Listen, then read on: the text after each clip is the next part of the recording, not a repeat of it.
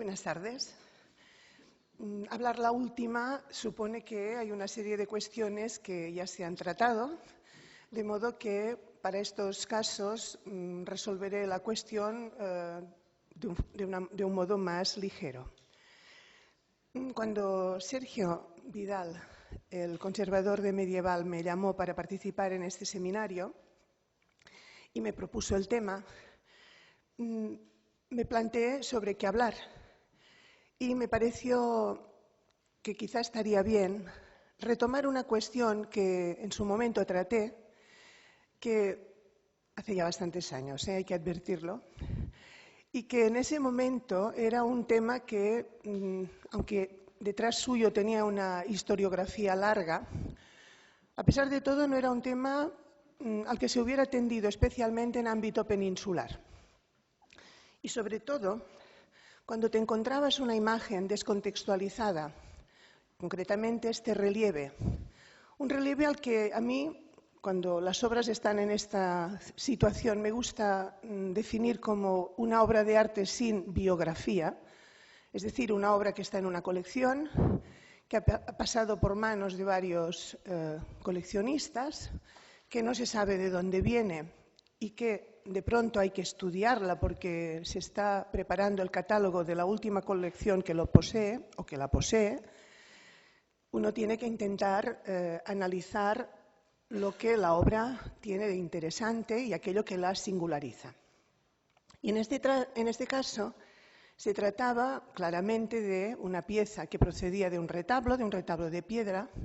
Ya saben ustedes que en el ámbito de la Corona de Aragón, no solo Cataluña, sino en el ámbito de la Corona de Aragón, porque el norte del Reino de Valencia también es importante este tipo de producción y, por supuesto, también en Aragón en ciertos momentos, los retablos de piedra compiten en ciertas zonas con los retablos pintados.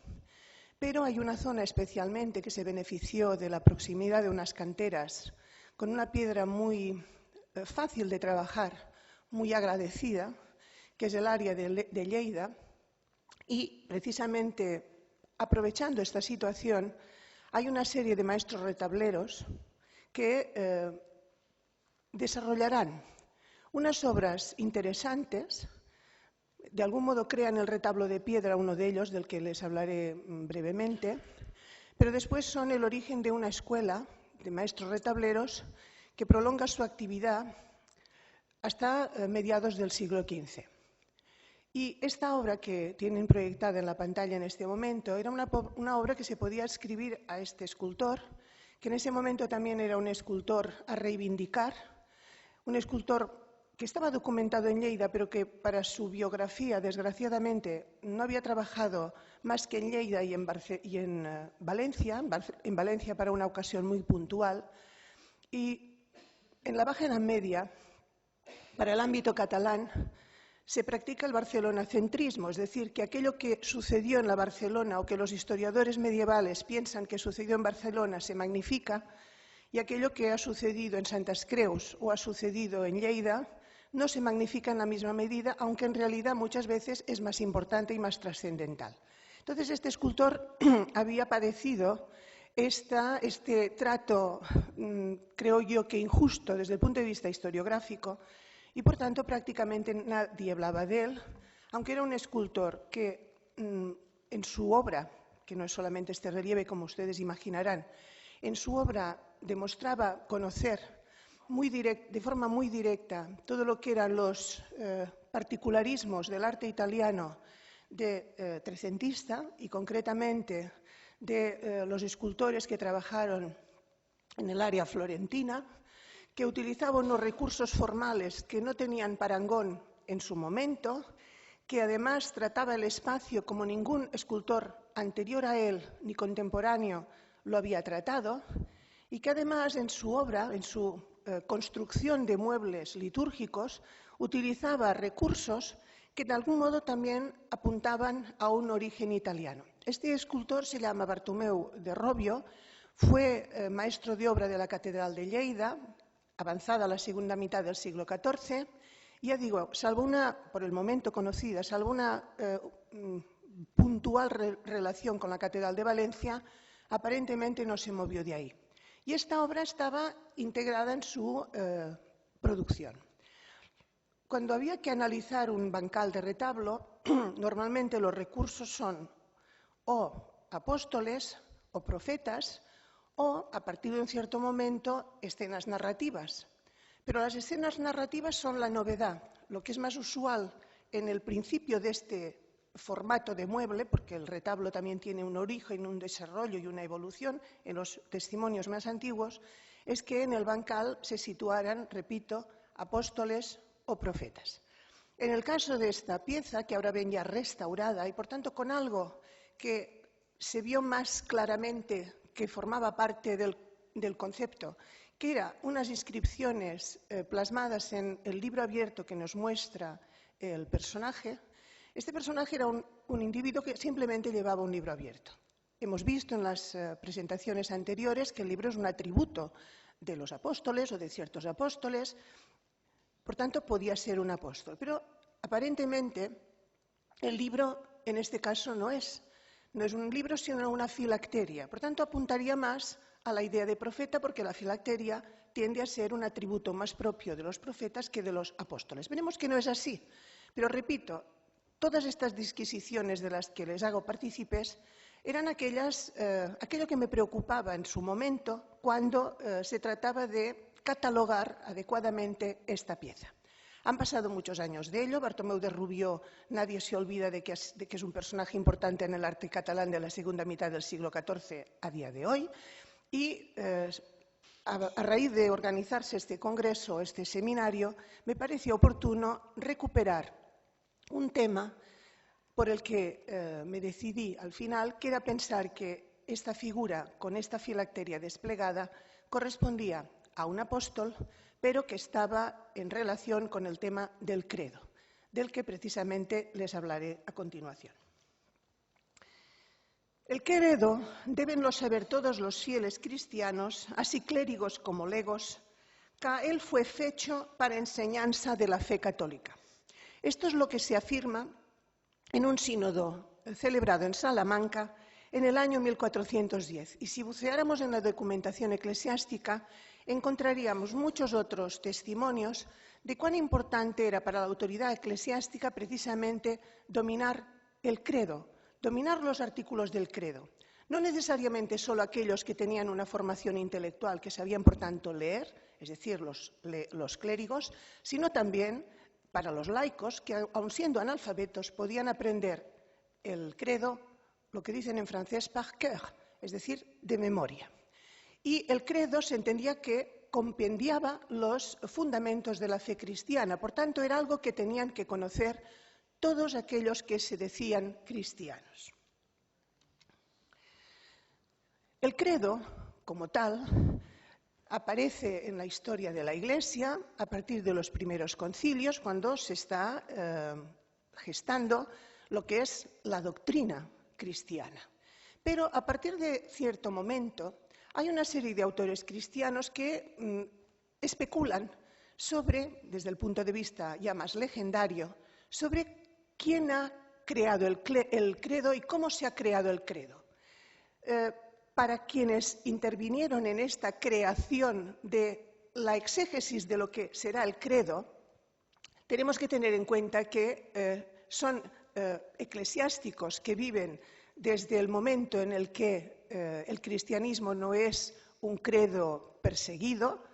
Por tanto, pueden especular sobre esta cuestión, pero además en un sentido que me importa destacar, teniendo en cuenta que su creación legendaria no será identificada, esa impostura de la leyenda no será identificada porque la gente asumirá esa explicación con normalidad. Podría haber reunido en esta lista a muchos otros, pero creo que basta con los que están referenciados. Por ejemplo, San Ambrosio habla de cómo se gesta el credo. Rufino de Aquilea habla de cómo se gesta el credo. Hay un texto muy afamado que en principio se atribuyó a San Agustín y que después se cree que no es San Agustín y por tanto se le llama el texto del pseudo San Agustín, en donde también se especula sobre cómo se gestó el credo. Y más adelante, ya en el 13, hablan de este mismo tema desde Guillem Durán, pasando por Ramón Martí y Pedro, no, aquí falta una cosa, bueno, lo debo haber quitado en su momento. ¿Cómo plantean la aparición del credo estos autores? Pues sostienen que después de la subida al cielo en cuerpo y alma de Cristo, los apóstoles se reúnen y el Espíritu Santo les ilumina y empiezan su vida apostólica, y es precisamente en ese momento en el que tienen que salir a predicar cuando conciben cada uno de ellos uno de los artículos del credo, y de la suma de cada aportación de cada uno de los apóstoles surgen los 12 artículos, 12 apóstoles, 12 artículos de la fe. A partir de ese momento, lo que encontramos en los autores que han ayudado a concebir esta idea es que no siempre los artículos de la fe estarán vinculados al mismo apóstol. Hemos visto en alguna de las intervenciones anteriores que también hay discrepancias sobre el orden en el que pueden aparecer los apóstoles representados en ciertas escenas. Pues aquí pasa algo similar. No hay unanimidad en quién es el que ha concebido uno u otro artículo, pero grosso modo la historia es así.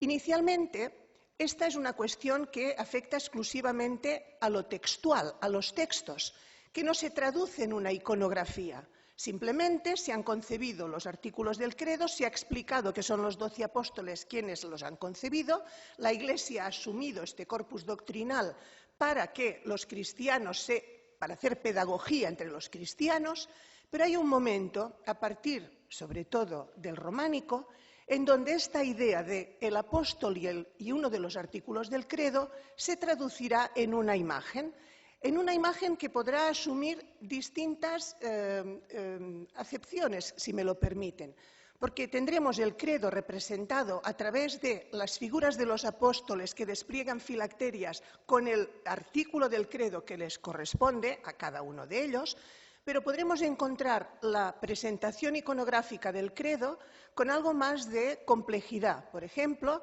contraponiendo a un apóstol y a un profeta en un juego del que en las presentaciones anteriores ya se nos ha hablado. A mí lo que me interesa, admitiendo que el credo de los apóstoles o el credo y los apóstoles desde un punto de vista iconográfico es esto, es ver dónde encontraremos, una vez creada la imagen, ¿dónde encontraremos estas imágenes? ¿En qué contextos? Y después, cómo los artistas, cuando la imagen ya circula de forma normal, o los clientes que tienen que hacer los encargos de ciertas obras, piden esta especificidad en las obras que unos contratan y los otros encargan. No es un caso, iconográficamente hablando, que se ciña al ámbito peninsular. Es un tema de ámbito general. En toda Europa hay credos y apóstoles en Inglaterra, credos y apóstoles en Francia, credos y apóstoles en Italia y credos y apóstoles en España. En toda la península, en los reinos peninsulares. Por ejemplo, lo que les muestro en la imagen es una obra, desde este punto de vista, importante por su monumentalidad, importante por lo que significó el proyecto. Es la tumba de San Agustín. Dentro del culto a las reliquias, se supone que San Agustín habían sido trasladadas a Italia y en un momento dado se concibió crear un envoltorio monumental para custodiarlas digna y adecuadamente. Y es el sepulcro que tienen ustedes en pantalla. Pues bien, este sepulcro que se realiza durante la segunda mitad del siglo XIV y que se conserva in situ, incluso una de las imágenes muestra el arca de las reliquias para que el devoto pueda establecer un contacto visual con precisamente el objeto de devoción, observarán que en este sector de aquí hay una serie de figuras, aquí tenemos 6 y en la parte opuesta hay otras 6, en donde unos personajes de pie sostienen filacterias en las que la policromía no ha desaparecido y que cuando las leemos corresponden a los artículos del credo. También en Italia, en el Piemonte, varias iglesias en donde el credo, en una composición pictórica que tiene mucho de arcaico, porque puede recordarnos, salvando el lenguaje expresivo, nos puede recordar claramente modelos románicos, es decir, el ábside presidido por una maestas y en la parte inferior, acompañando el semicírculo del ábside de una serie de personajes de pie y de cuerpo entero, que hemos visto en la presentación anterior, pero que aquí se trata de los apóstoles que no sostienen filacterias sino libros, pero que si nos acercamos, cada uno de estos libros contiene los artículos del credo preceptivos. Y en las inmediaciones de esta iglesia y también en la misma región, otro ejemplo más de esta solución iconográfica. O bien, en Inglaterra, aunque este retablo probablemente influyó a la clientela hispana que lo tuvo como objeto de devoción, porque este retablo, que como pueden observar presenta a los 12 apóstoles, es un apostolado, labrado cada uno de los apóstoles en un relieve independiente, es una obra inglesa de unos talleres que trabajaron seriadamente en distintos centros del sudeste de Inglaterra y trabajaron el alabastro que se obtenía de unas canteras próximas. Y fue un producto que tuvieron la habilidad y la capacidad comercial de colocar en los barcos que hacían parada en la costa inglesa y que traficaban comercialmente por el Atlántico.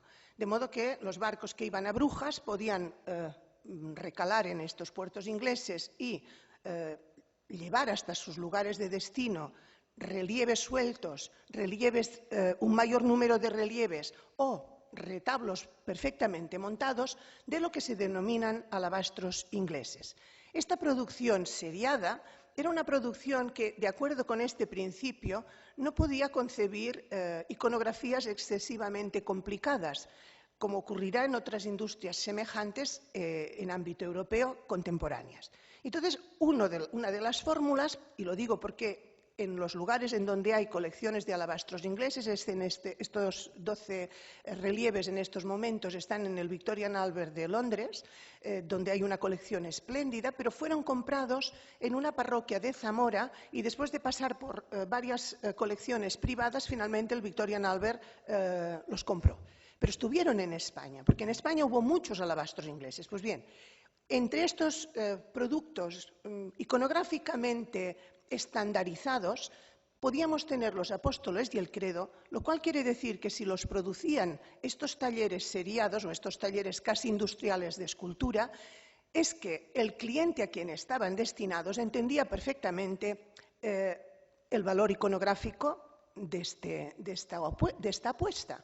Nunca se trata, repito, en el ámbito de los alabastros ingleses, de iconografías excesivamente complejas.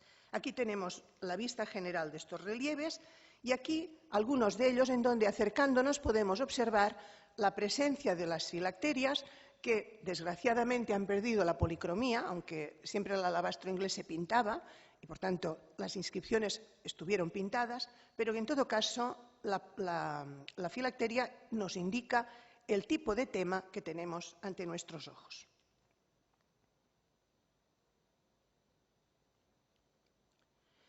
En ámbito peninsular, ¿dónde hallamos el credo de los apóstoles? Pues, a ver, yo diría que para el siglo XIV, y esto afecta a la segunda mitad, sobre todo los testimonios que conservamos están en el área de la Corona de Aragón.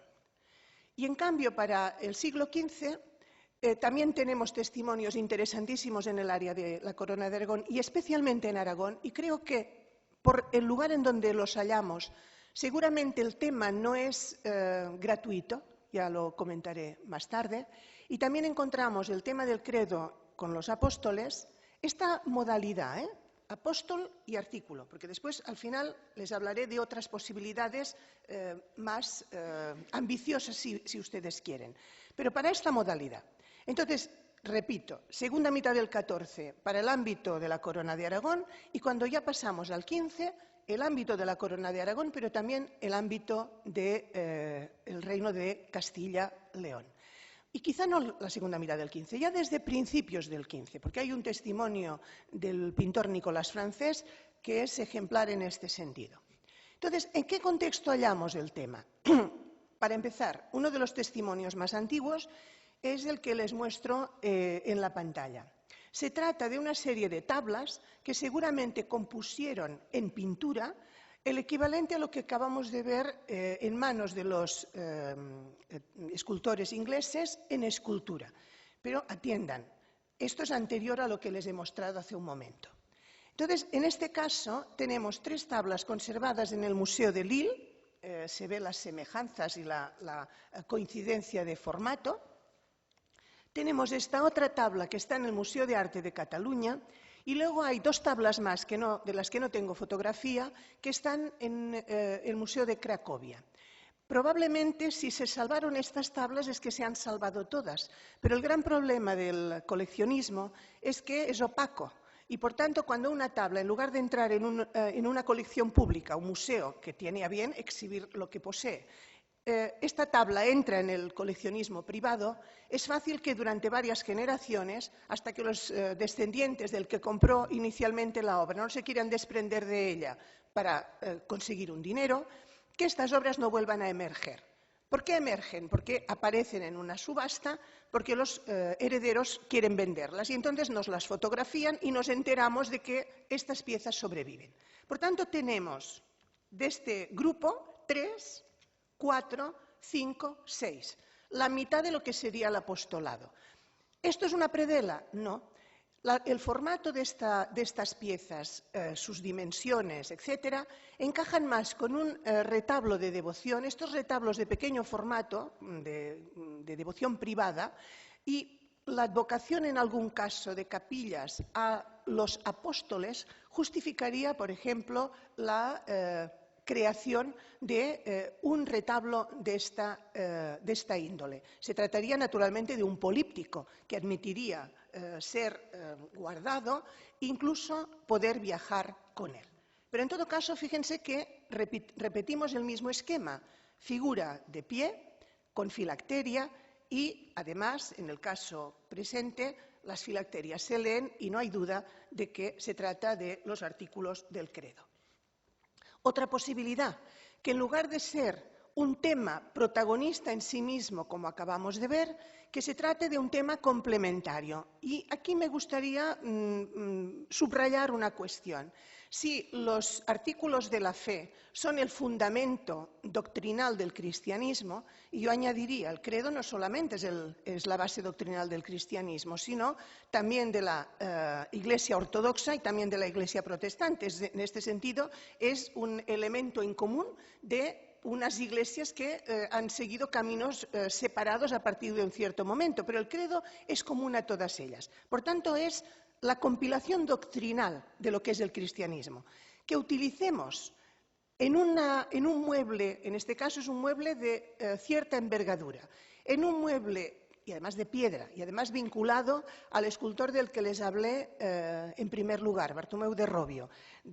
Por desgracia, una foto detestable, pero me excuso porque pienso que hoy alguna que otra vez todos las hemos utilizado, por tanto, me perdonarán.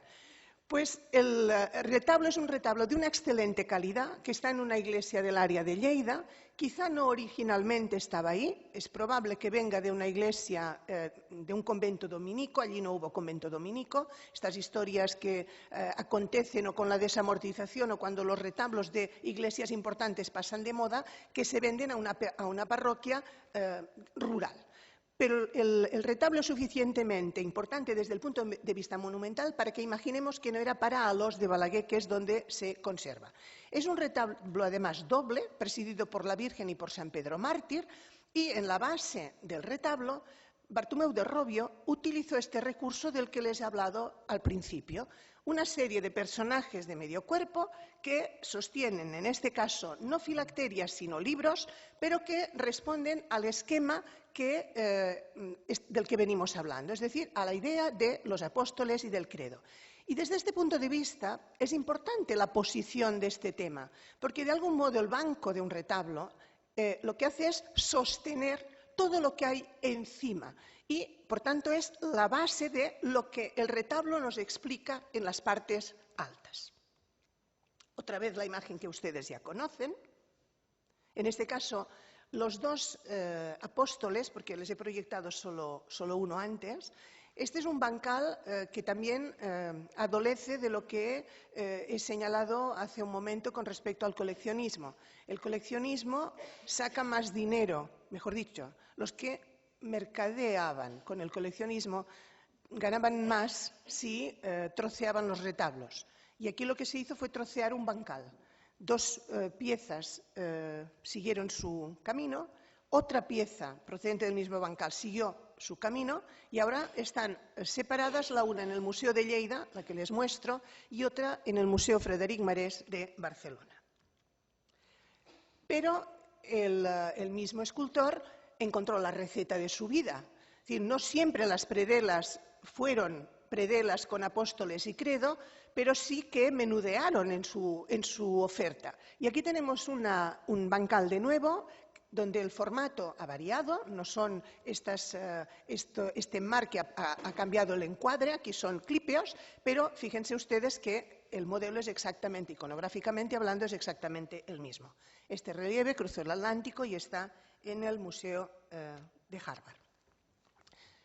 Abandonamos la segunda mitad del siglo XIV y nos trasladamos a la segunda mitad del siglo XV sin abandonar los territorios orientales peninsulares. Pero en lugar del ámbito catalán nos vamos al ámbito aragonés. Este es un retablo magnífico, una de las grandes creaciones del gótico, y en este caso no del gótico occidental, sino del gótico español, fue el mueble, el retablo, pero el retablo monumental, es decir, un retablo que va creciendo, va creciendo, va creciendo y acaba enmascarando el espacio arquitectónico en el que se inserta. De modo que estos retablos tan grandes, si los colocamos en un edificio, por ejemplo, concebido en época románica o en los últimos momentos del románico, en lo que llamamos tardo románico, acaban modificando la percepción del espacio en donde estos retablos se han instalado. ¿Por qué? Porque realmente han adquirido unas dimensiones colosales. Este está en una iglesia aragonesa cercana a Calatayud, que es la iglesia de Maluenda, que tiene por advocación a las santas Justa y Rufina, y este retablo está dedicado a las santas Justa y Rufina. Es un retablo del que además se conoce el contrato, un contrato, a pesar de que lo tenemos, un contrato algo avaro en la información, y esto es un problema que también afecta a otras piezas de las que les hablaré, porque siendo absolutamente prolijos los artistas y los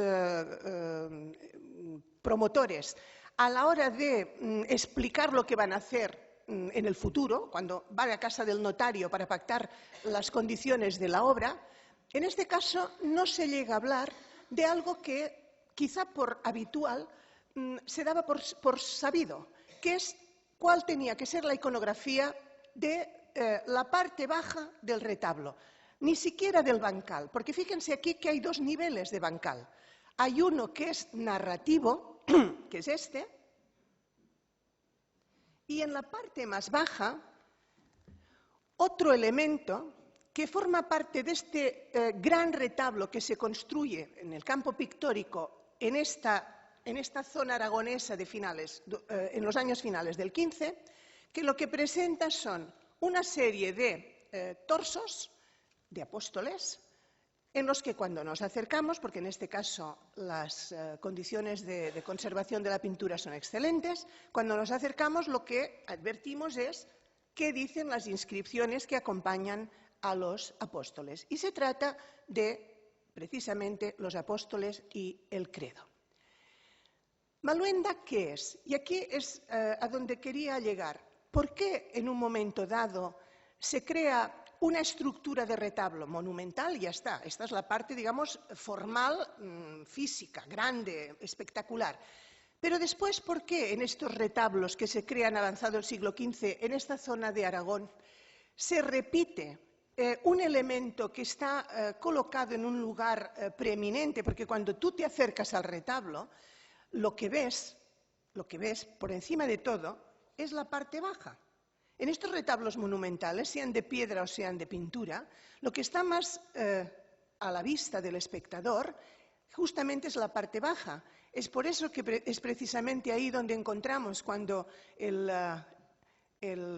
devoto medieval se convierte en un activista y tiene delante de sí escenas de la pasión con una serie de individuos que han azotado a Cristo, puesto la corona de espinas a Cristo, crucificado a Cristo. Lo que se dedica a hacer este devoto militante es a rascar los ojos de todos aquellos que han atentado contra la vida de Cristo en un signo de venganza. Y es algo que, por fortuna, los restauradores no corrigen, porque es un signo del uso de la obra por parte de aquellos que han sido la audiencia de la obra, aquellos que han visto y han disfrutado o han meditado con estas obras. Entonces, lo que está más cerca es esto de aquí abajo. ¿Por qué esta insistencia en los artículos del credo? Les tengo que decir que la zona en la que están localizados estos retablos y, en general, el ámbito aragonés dentro de lo que son los territorios de la Corona de Aragón, y también podríamos hacerlo extensible a Valencia, pero esto en Valencia no se percibe del mismo modo, en absoluto. En el ámbito aragonés convivían tres poblaciones: la cristiana, es decir, la ortodoxa, la judía y también la musulmana. Y la musulmana era muy potente. Y la musulmana, además, en Aragón, exhibía su personalidad, no en sus indumentos, no en sus hábitos, sino incluso cuando construían arquitectura, porque la mano de obra mudéjar en Aragón, como todos ustedes saben, es muy importante. Esta situación también se daba en Valencia. Ya saben ustedes que cuando Jaime I, en el caso de Valencia, conquistó Valencia o Mallorca, como era usual en la Edad Media, y venció al enemigo, es decir, al musulmán de Mallorca y al musulmán de Valencia, actuó como se actuaba en la guerra medieval. Es decir, si el enemigo se rendía, lo que se hacía era respetar aquel lugar que el enemigo había defendido. De modo que si el enemigo, es decir, el musulmán, defendía su ciudad, sea Palma o sea Valencia, lo que hacían los cristianos era no destruir. Una guerra ganada por capitulación, es decir, que el enemigo se rendía, suponía que la ciudad quedaba perfecta. Entonces, simplemente se iban los que habían perdido, se les daba la oportunidad de reunirse con los de Granada o quedarse en los arrabales de la ciudad. La mano de obra musulmana no había que despreciarla porque era muy útil en las labores agrícolas y hubiera sido un suicidio no pensar en este sentido o descartar esta virtud. Entonces se les ofrecía ir a los arrabales y las ciudades pasaban a ocuparlas los cristianos. Pero los musulmanes, sobre todo en Aragón, no en Valencia, porque en Valencia el desarrollo de una industria mudéjar fue menos importante, pero en Aragón las iglesias cristianas las construyen los mudéjares. Y hace pocos días estaba precisamente en esta zona y le pregunté a un colega: ¿tú cómo crees que serían las fachadas de la mezquita o la fachada de la iglesia? ¿Se diferenciarían excesivamente? ¿Habría un edificio que sería particular de este grupo humano y particular del otro? Yo tengo la sospecha de que no. De modo que estaba muy mezclada la población, pero cada una de estas dos mitades o tres partes necesariamente estaban enfrentadas ideológicamente con la otra. ¿Y qué es el credo en realidad? El credo es la bandera del cristianismo.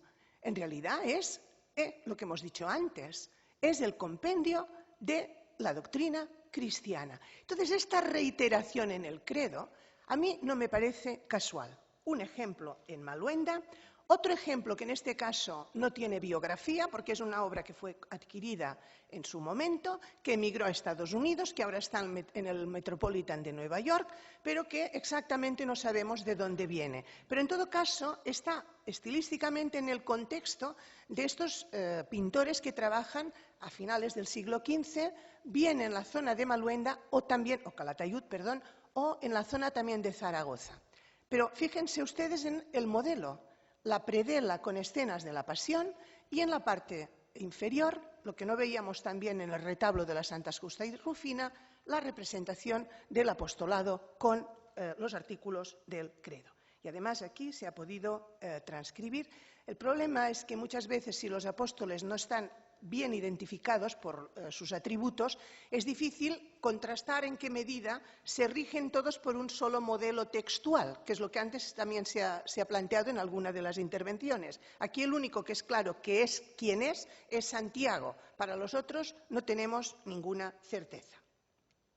Y, insistiendo en este tema, otro retablo, en este caso conservado parcialmente y además con una vida bastante azarosa porque se desmontó y por tanto hay varias propuestas de reconstrucción, pero en todo caso la mayoría de las tablas se conservan y incorporan también, aquí se han desaparecido, son 3 y 3, 6, pues 6 apóstoles más, pero en todo caso desde el punto de vista iconográfico impecable. Es un retablo dedicado a la Santa Cruz. Y después en la parte baja la representación de los artículos de la fe. Es el retablo de Bielsa, contratado por Martín Bernat y Miguel Jiménez, un retablo del que conservamos la documentación económica, pero del que, por desgracia, no conservamos los capítulos que tenían que ver con la organización iconográfica del mismo.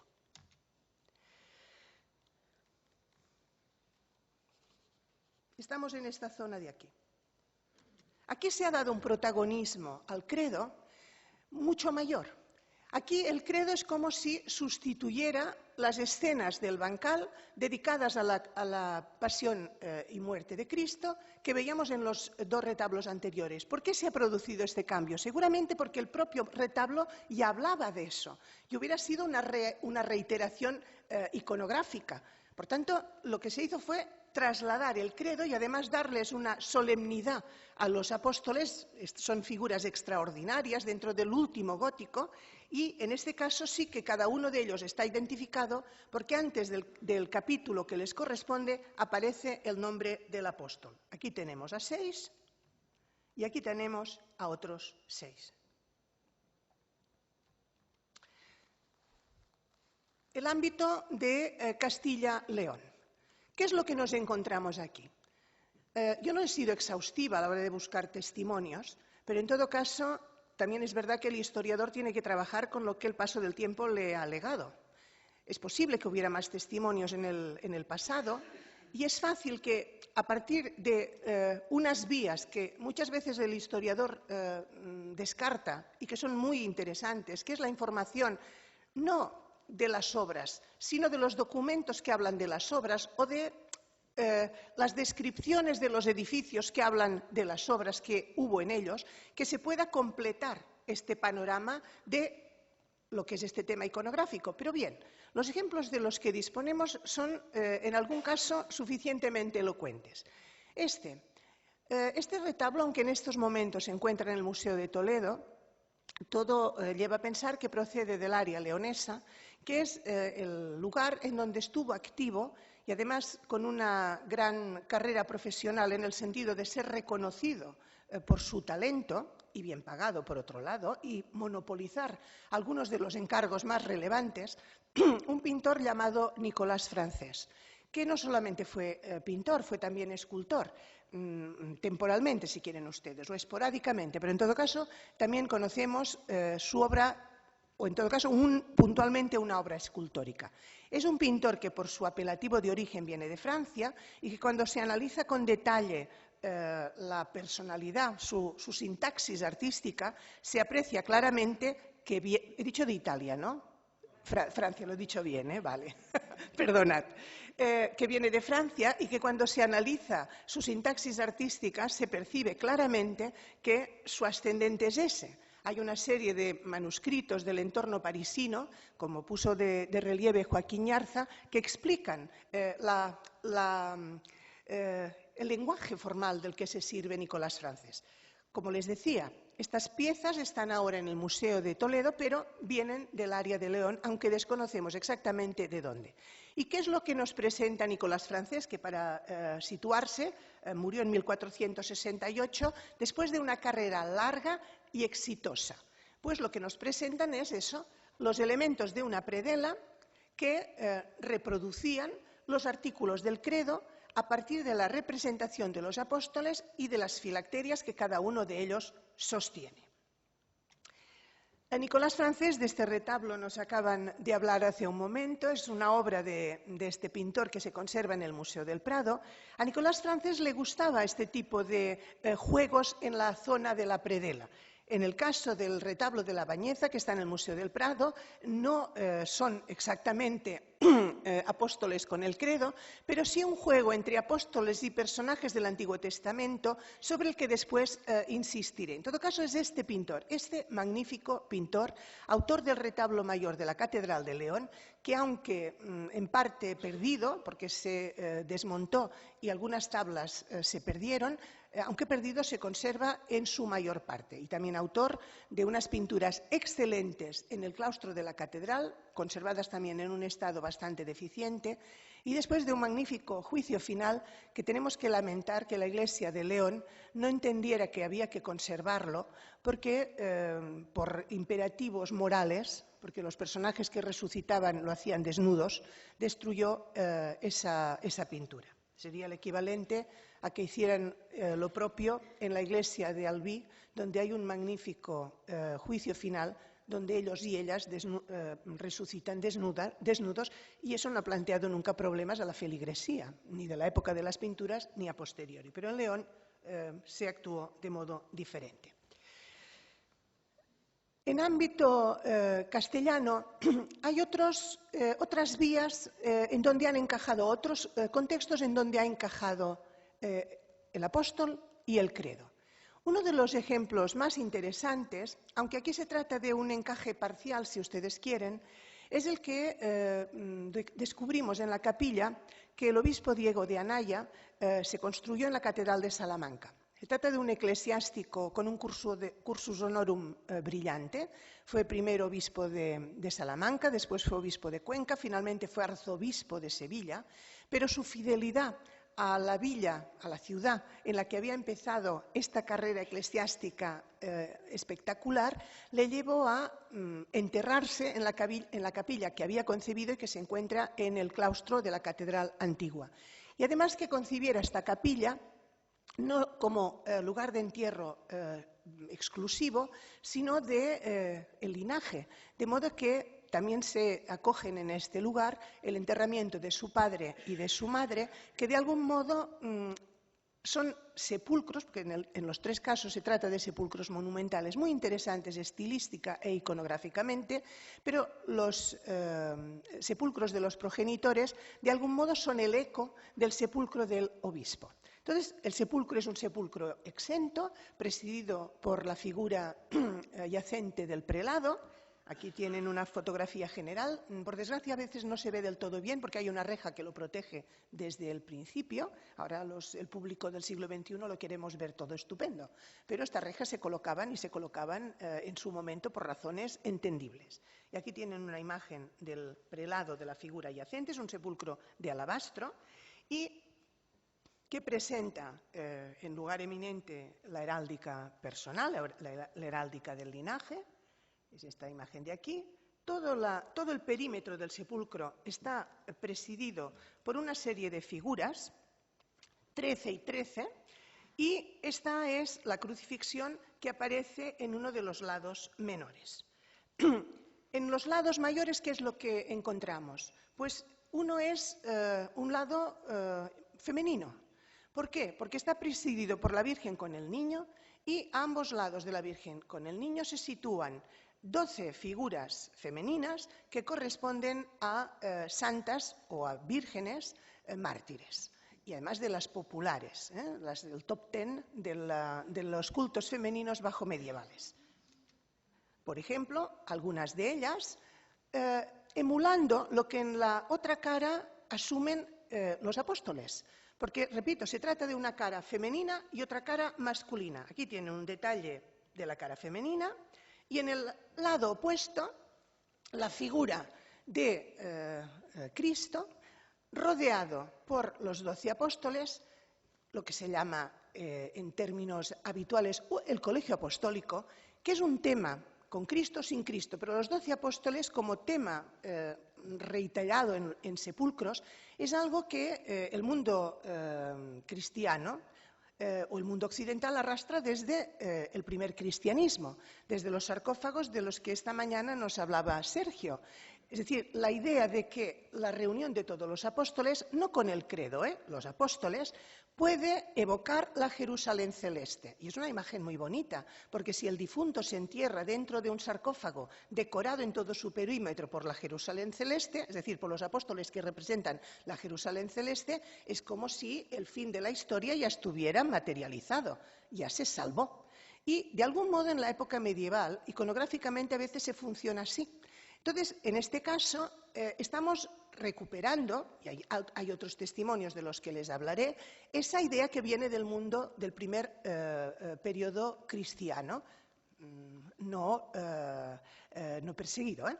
Es decir, esta idea de representar en el sarcófago a los apóstoles. Aquí también se recupera esta idea, pero en este caso, algunos de los apóstoles sostienen filacterias, lo cual parece indicar que se trataría de nuevo, la idea del credo. Esto es algo extraño en el ámbito hispano, en este periodo, que un sepulcro se decore no con los apóstoles, sino con el credo, con los artículos del credo en absoluto. Se puede entender en el contexto de un eclesiástico, porque al final él se puede sentir heredero de los apóstoles, al final su misión es lo que se deriva de la misión que han tenido los que han evangelizado el mundo en su origen. Y como les decía, otros dos sepulcros de la capilla reflejan, en este caso son sepulcros bajo arcosolio, reflejan o son ecos de las dos caras respectivas del sepulcro del prelado. El de la madre, que es el que les muestro, 12 figuras femeninas que corresponden a santas vírgenes, y además con los atributos se pueden identificar prácticamente todas, y la Virgen con el niño centrando al grupo. Y en el sepulcro del Padre, de nuevo los apóstoles desplegados a un lado y a otro de la figura de Cristo, emulando el sepulcro del Hijo. Otro caso.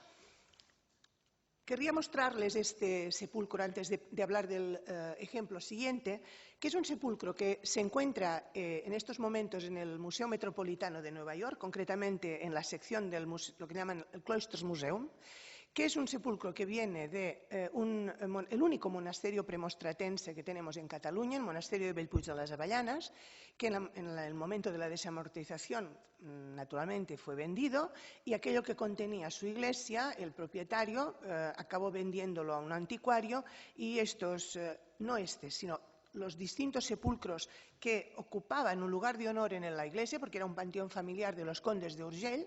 Estos sepulcros, tras pasar por París y estar en manos de un coleccionista parisino, saltaron a Nueva York, fueron propiedad de los magnates Rockefeller y finalmente acabaron en el Metropolitan.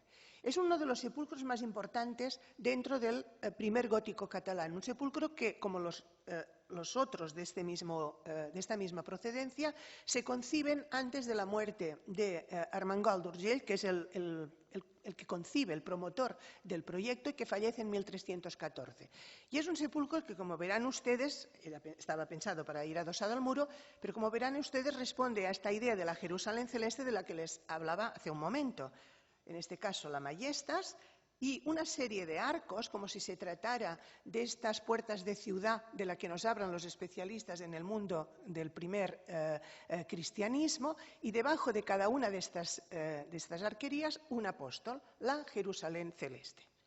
Pues bien, en este caso no es el credo, pero en el caso del que les voy a hablar ahora, sí.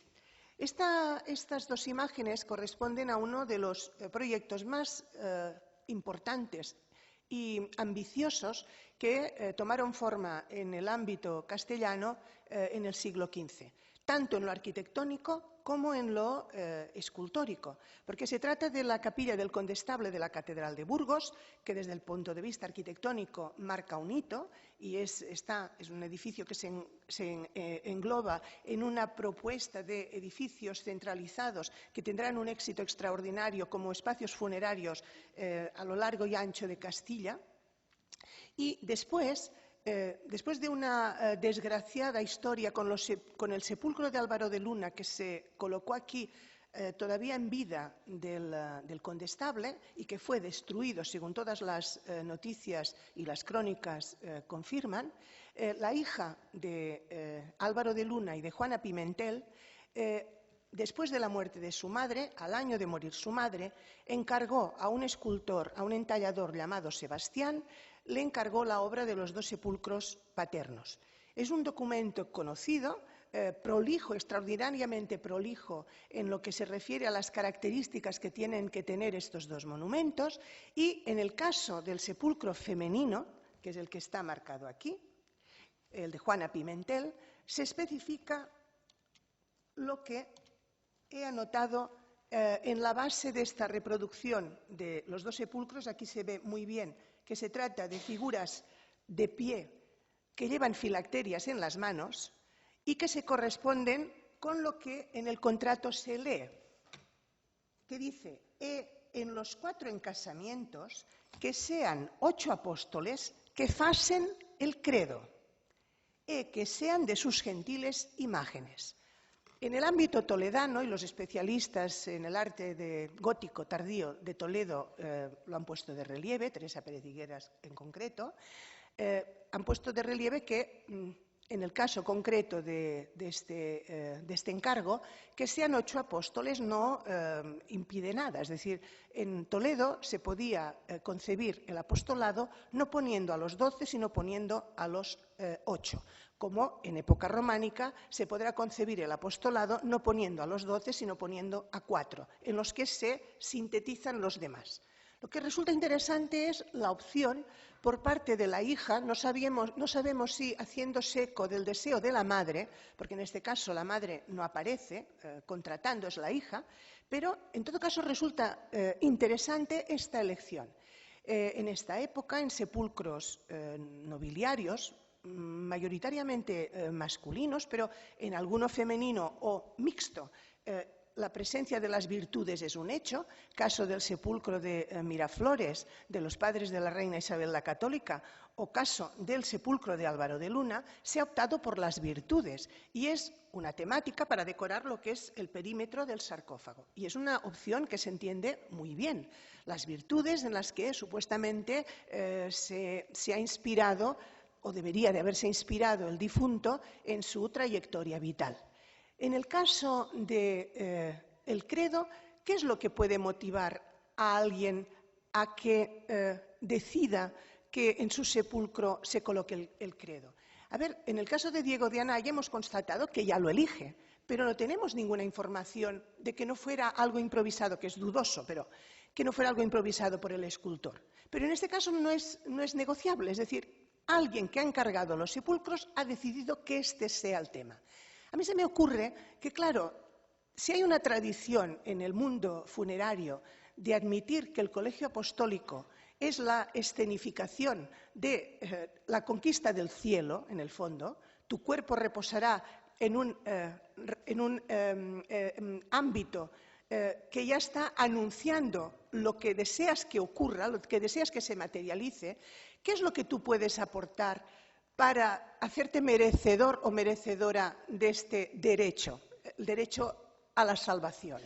Haber sido buena cristiana. ¿Y cómo se expresa, cómo se subraya iconográficamente este anhelo y esta oferta de tu biografía cristiana ante esta situación? Poniendo los artículos del credo, o mejor dicho, aludiendo en la iconografía del sepulcro a los artículos del credo, con los que, si están en tu sepulcro, es evidente que tú comulgabas al 100%. Les he dicho que, aparte del credo de los apóstoles, apóstol y artículo, hay otras versiones más complejas y a estas no me voy a dedicar porque es hora de terminar, pero sí que las quiero mencionar, aunque sea brevemente. Es el caso de lo que se ha denominado el doble credo, es decir, esta idea de lo que el arte medieval desde la Alta Edad Media concibió muy bien, que es esta voluntad de maridar el Antiguo y el Nuevo Testamento, contraponiendo a un profeta con un apóstol, o escenas del Antiguo Testamento que anunciaban escenas o episodios del Nuevo. Por ejemplo, Melquisedec y la Eucaristía, por ejemplo, un profeta y un apóstol. Esto iconográficamente tuvo un cierto éxito y en Francia algunos miniaturistas crearon opciones excelentes en este contexto. Sería el caso del breviario Belleville, en donde la parte del calendario se juega precisamente a esto, contraponer un apóstol y un profeta, en donde el apóstol sostiene una filacteria con el artículo del credo preceptivo. Y esta solución tuvo su eco en un libro, en un manuscrito muy rico, creado en el entorno de 1400 en ámbito catalán, el denominado Breviario del Rey Martín el Humano, que en estos momentos se conserva en la Biblioteca Nacional de Francia, y que en el calendario juega a esta misma propuesta iconográfica, como pueden ver en esta zona de aquí.